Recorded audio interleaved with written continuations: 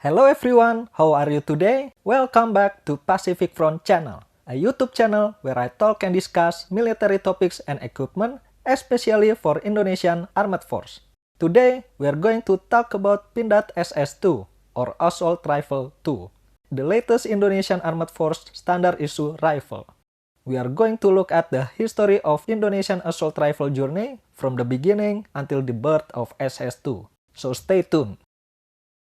SS2 was born as a request from former Indonesian Armed Force Commander General Endriatono Sutarto back in early 2000. He asked for a new indigenous assault rifle that is lighter, more accurate, and cheaper to replace the SS1 assault rifle licensed from FNFNC. Pindad answered this request by developing the SS2 in 2001. If we look at the history of locally built assault rifle before SS1 and SS2, then the answer will be the SP1 with the 7.62mm bullet. It was a modified version of Italian Beretta BM59 Mark I. SP1 became a standard infantry weapon at that time, and Pindad made around 50,000 units between 1968 and 1974. SP1 faced a real battle during Seroja operation in 1974 and 1975 in Timor, now Timor-Leste. But it got a lot of complaints from soldiers, like the bullet case jammed in the chamber, the trigger fell off, the compensator fell off, all sorts of things. Learning from this experience, Pindad decided to develop the SS77, a new, more capable assault rifle based on the Armalite AR-18 5.56mm. Even though the army was interested to adopt this rifle, it never entered full production. According to BPPT's review in 1982, the amount of time and spending needed to develop this rifle takes too long and cost too high, so they recommend licensing a proven AR from other countries. From 6 candidates, 3 models entered the final phase. Those are HK33, M16A1, and FNFNC. The test itself includes accuracy, range, firepower, durability in tropical climate, and ergonomics. FNFNC came out as the winner. They were chosen because they offer a 100% technology transfer and already adopted a 7-inch barrel and NATO standard SS109 9 bullet. While HK33 has a complicated and expensive mechanism, and M16 has a lot of bureaucratic requirement from the US Congress. According to the agreement, Pindad will produce 200,000 units as the minimum quantity requirement from FN Hestral. After that, Pindad will no longer need to pay a royalty.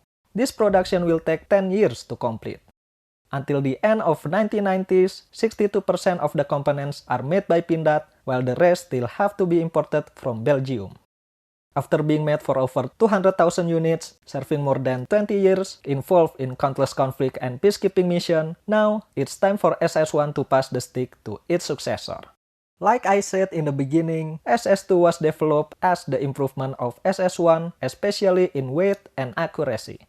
I once read in an article about SS1 that said the weight of SS1 is actually heavier than the original FNFNC. It's probably because the material difference used between them. But when I look at Pindad website, the first variant of SS2 is still weighing at 4.3 kg with an empty magazine.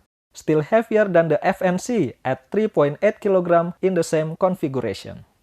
For the design itself, it has the vibes of AK-47 and M16, while still maintaining some of FNC and SS1 features. It looks like AK-47 and M16 marries FNFNC, and SS2 is their child. The most noticeable thing for me is the carrying handle. It is so M16. Some sources also say that the flash suppressor is also based on the M16, while still maintaining the gas-operated rotating bolt like the AK and FNC. The hand grip and the folding stock are taken from SS1 as well. It's understandable if we look at the SS1 population at that time. It's a good decision though in my opinion. By having the same part as SS1, Pindad can reduce production costs and the user can have the same feeling transitioning from SS1 to SS2. SS2-V1 has a length of 985mm or 742mm when folded.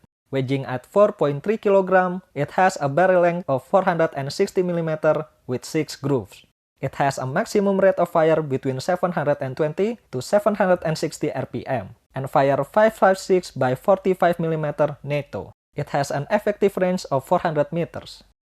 Another variant beside the V1 includes SS2-V2, V4, V5, V5A1, and V7.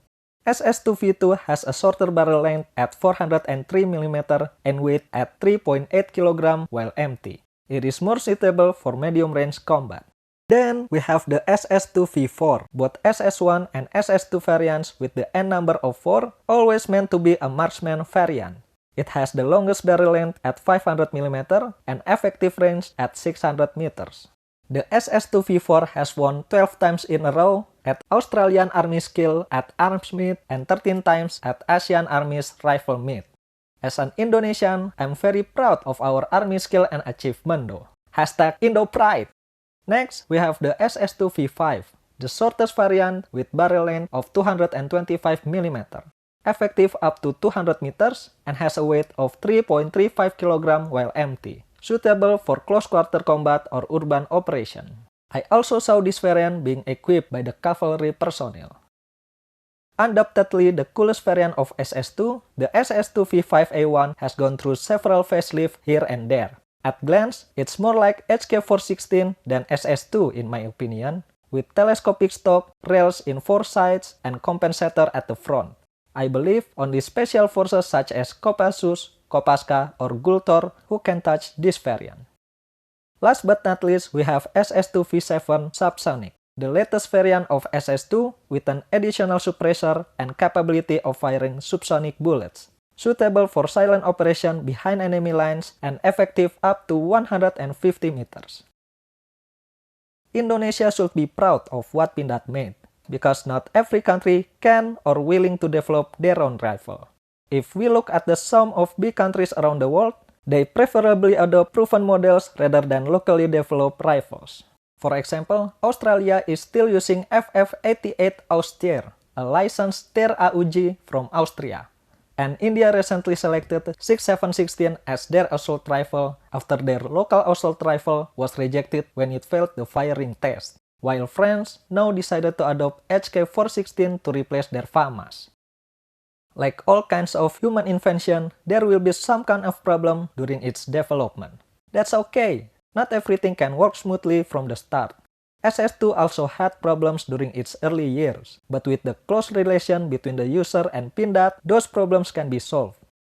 SS2 still have a long way to go though. First, the transition from SS1 to SS2 is still not finished yet, and it still has room for improvement. I hope every variant can have the same features as the V5A1. Question of the day: what is your country's standard issue rifle? Let me know in the comment section below. And if you want me to cover a particular military topics in the future, please let me know. And as always, thank you so much for watching. Don't forget to like this video, follow me on social media, the link is in the description, subscribe to my channel, and I'll see you in the next one.